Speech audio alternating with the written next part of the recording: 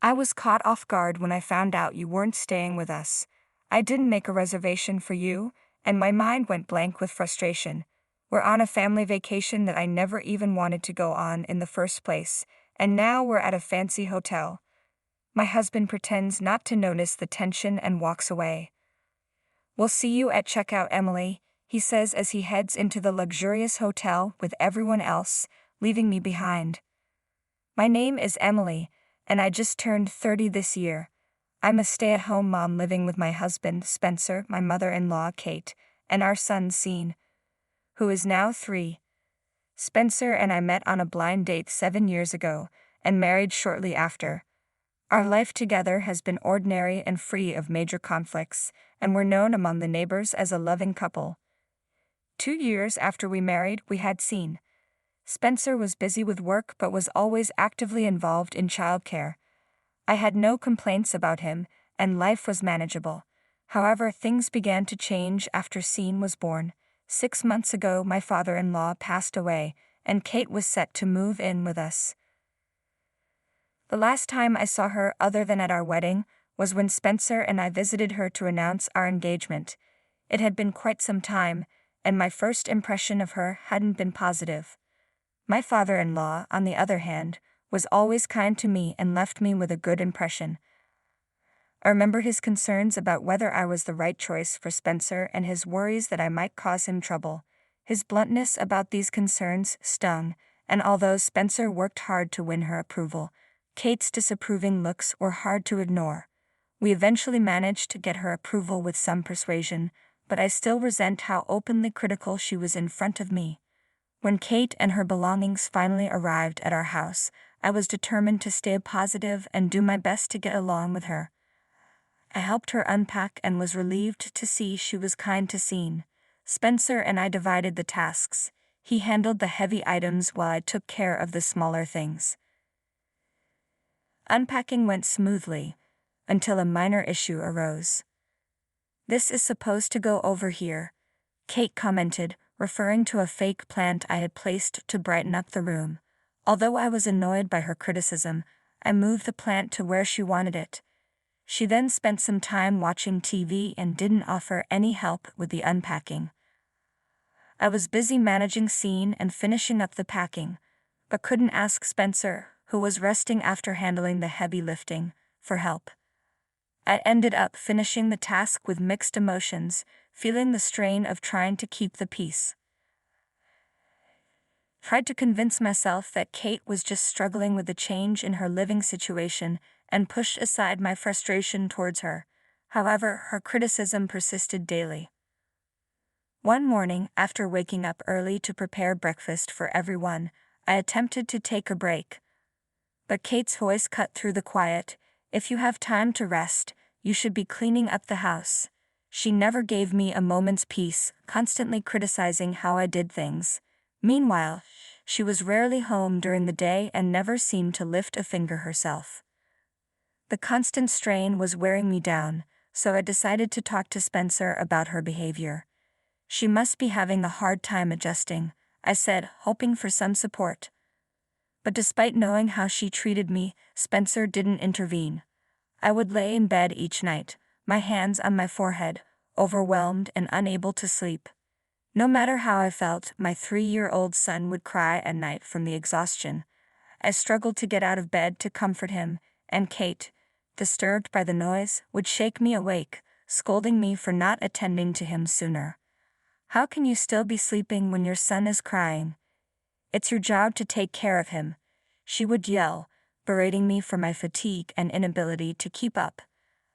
I didn't want to escalate things, so I quietly got up, but the stress left me with no sleep that night. When Spencer was off work the next day, I planned to cook lunch. Kate, however, had already started preparing the meal. When she placed the food on the table, one plate was noticeably missing. "Looks like one plate is missing," Kate said. "I made it for Spencer, who works hard, and for my grandson. There's none for you. Make your own." I was stunned and hurt.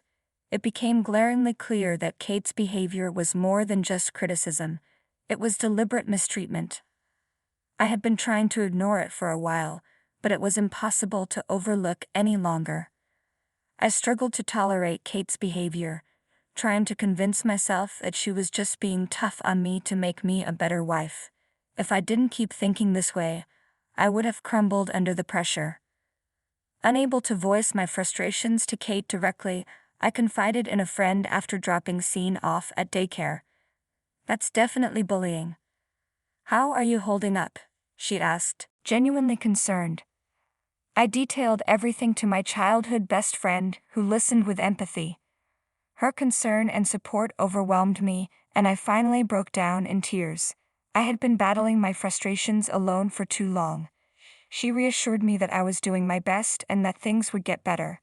"I'll help you. We'll figure something out," she promised. Although our conversation was brief because we both had commitments, I felt the weight lift from my shoulders. My friend suggested a couple of things. One idea was to use a recording device to capture what was being said in the house. On my way to pick up Scene, I bought a cheap recorder. When I got home, I found Kate out as usual, and took the opportunity to set up the recorder discreetly. While cleaning, I noticed a piece of paper that had fallen from a drawer in Kate's room.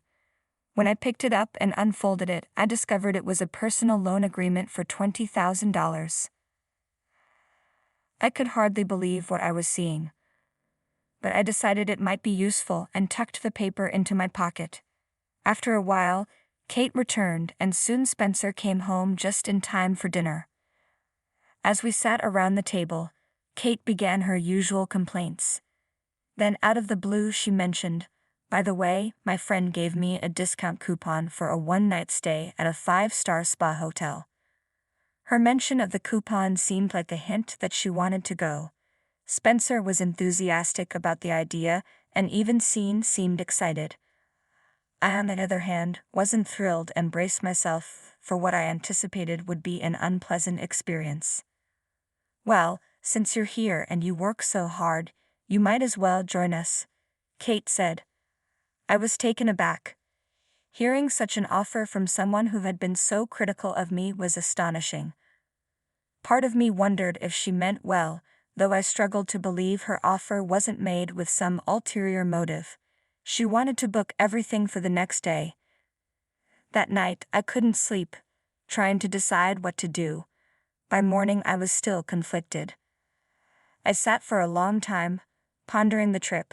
Scene wanted to go, but since Mom wouldn't be able to watch him, and it would be difficult to take him with me alone, needed Spencer's help. "You don't support me when your mother mistreats me. I don't want to go," I said. Spencer was at a loss for words. He knew I was right and was caught between wanting to please his mother and addressing my concerns. He pleaded with me to reconsider, so I decided to set a condition. "Fine, but first, take a look at this," I said, showing him the loan agreement I had found in Kate's room. Spencer's face went pale as he read the document, revealing Kate's $20,000 debt. He was shocked and couldn't believe his mother was in such financial trouble. "Can we help her pay this off? As her son, I can't just ignore it," he asked, knowing that I was responsible for managing our finances. "Of course," I replied, understanding the complexity of the situation. I declined Kate's offer. I had no intention of helping someone who had treated me poorly. I understood Spencer's feelings as a son, but I couldn't agree to support Kate under those circumstances. I told Spencer, "I will help you with this trip, but only if you agree to my conditions." The first condition was that Spencer must intervene whenever Kate mistreated or overly criticized me. The second was that I would establish some ground rules for Kate, write them down, and post them around the house. If Kate couldn't agree to these conditions, we would have to ask her to leave. Spencer agreed to these terms, and we decided to implement them after the trip. I asked my friend to post the rules while we were away. We would continue to act normally until the trip was over, and then we'd put our plan into action. Spencer agreed, and I decided to go on the trip with them. The next day, I informed Kate that I would be joining them. I kept reminding myself to be patient just a little longer. On the day of the trip, Spencer handled everyone's bags as we prepared to leave the house. Kate's bullying began immediately. "You don't need to carry the bags. Let Emily do it," she said. Spencer glanced at me apologetically, and I complied, believing it was better to avoid conflict.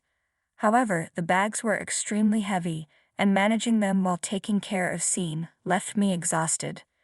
The journey involved taking an Amtrak train followed by a drive over a mountain road to the hotel. The exterior and interior of the hotel were stunningly luxurious. Scene was thrilled, exploring every corner, while Kate admired the decor and checked us in at the front desk.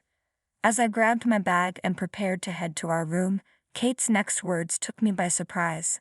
"Were you planning to stay with us? I only made a reservation for the three of us." I was stunned and speechless. It became clear that Kate had invited me on this trip solely to serve as a porter and never intended for me to stay. Gradually, the reality of the situation sunk in. I asked Kate, "Then where should I sleep?" Her response was dismissive. "I don't know and I don't care. Why don't you just camp out in the woods?" I was taken aback. She had invited me on this trip only to suggest that I sleep outside. I was seething with anger, and I almost shouted at her, but she and my family had already disappeared down the hallway. "I'll see you at checkout time," Kate called back over her shoulder. Left standing alone in the lobby, I felt a mix of frustration and disbelief. I had suspected there was a catch, but being forced to camp out was beyond what I had imagined. Tears welled up in my eyes as I made my way out of the hotel. Spencer sent a brief message saying, "I'm sorry." I was too hurt and angry to respond. After noon, I found a cafe for lunch and later stumbled upon an open field where I could see the sunset. Just as I settled in, my friend called, "Hey, how's the trip going?" "But you asked." I had given her a duplicate key and informed her of the situation beforehand. She was furious and offered to come pick me up, but I declined. I appreciated her offer, but I knew leaving now would mean Kate getting exactly what she wanted. Unsure of what Kate might do next, I decided to consult a lawyer. I sent him the evidence of the mistreatment, preparing to pursue a case for emotional abuse. If it turned out that Kate's actions were premeditated, she would be asked to leave after the trip. I couldn't find a legal claim, but I had solid evidence that should have supported my case. The lawyer assured me that I had grounds to proceed if I chose to. After the call, the mental and physical exhaustion hit me hard, and I collapsed onto the fresh grass. I spent the night in an open field with a stunning view and a cool breeze, feeling both the beauty and the weight of the situation. The next morning I met up with Kate and my family just in time for checkout. "Emily, did you actually sleep in the woods? I bet you didn't even clean up. You're so filthy," Kate sneered. Spencer tried to intervene, but Kate quickly shifted the topic. It was clear he had mentioned that pushing me out was excessive. Kate gushed about how nice the hotel had been, but Scene's smile was my only comfort as we headed home. Once we arrived, Kate immediately began to yell, "What's all this? Don't mess with me." Rules were posted all over the house, and it was evident she had seen them as her face flushed with anger. When Spencer showed her the AITA, her face went pale and her mouth fell open in shock. At first, she tried to deny everything, but when pressed, she confessed to squandering her husband's life insurance money and borrowing more once it ran out. Spencer and I proceeded with our plan. "I can't have someone with debt living with us," I said. "You need to leave. And since I have evidence of how you've mistreated me, I will be suing you." I played the recording for her. As she listened, her face turned ghostly white, and she begged me to let her stay. I told her she could remain if she adhered to the rules and refrained from aggressive behavior. She eagerly agreed and apologized profusely. "I'm so sorry. Please help me." I never thought I'd see her like this, I thought, feeling a deep sense of satisfaction. When I thought the ordeal was finally over, my knees gave way, and I collapsed to the floor. Spencer quickly helped me into a chair and then began to confront Kate about her debts. It was clear that his respect and trust in her had shattered. Kate, who had never imagined facing such a fierce rebuke from her son, frantically apologized. Once everything was settled, she fell silent, staring blankly at the sky for the rest of the day. The atmosphere in our home changed dramatically the next morning. I woke up early as usual and started preparing breakfast. Kate, however, made a cutting remark right away. The difference was in Spencer's response. "Mom, we talked about this yesterday," he said firmly, causing Kate to fall silent and retreat to the sofa. I almost felt a pang of amusement at the sight, but I managed to stay focused on preparing breakfast. Spencer was grappling with guilt for not protecting me and struggling to stand up to his mother. Despite this, I knew he was a kind man, and there must have been reasons for his previous inaction. I couldn't bring myself to hate him for it. He tearfully apologized to me, and from then on, he supported me and kept a closer watch on Kate. Her attitude toward me improved daily. While she still made occasional comments, they lacked malice. I hoped this new dynamic would last. For the first time, I could breathe easily and maintain a healthy mindset. The debt repayment was set at $700 a month. Spencer and I worked together to manage it as Kate was too elderly to work. I took a part-time job to balance work and home life, and Kate took responsibility for taking Sean to and from daycare. She did a good job with this. Spencer took over managing the family finances, which helped improve our situation little by little. No matter how much you love your husband, dealing with a difficult mother-in-law can make you consider divorce. Although I couldn't bring myself to do that, I reflected on how much easier life could have been if I had acted sooner. Still, finding that Io was a turning point that helped me rebuild my family. I was grateful to my friend for her support and encouragement. Without her, I might have faced a mental breakdown. I deeply cherish our friendship. Looking back, I feel a sense of accomplishment for holding my family together through the tough times. Even when I was exhausted and unmotivated, I made sure to fulfill my responsibilities to ensure a decent life for everyone. Though I may never fully forgive Kate, I intend to treat her kindly as my mother-in-law. Years have passed and my son has started preschool. We are nearing the end of paying off the debt and considering a move to a new house.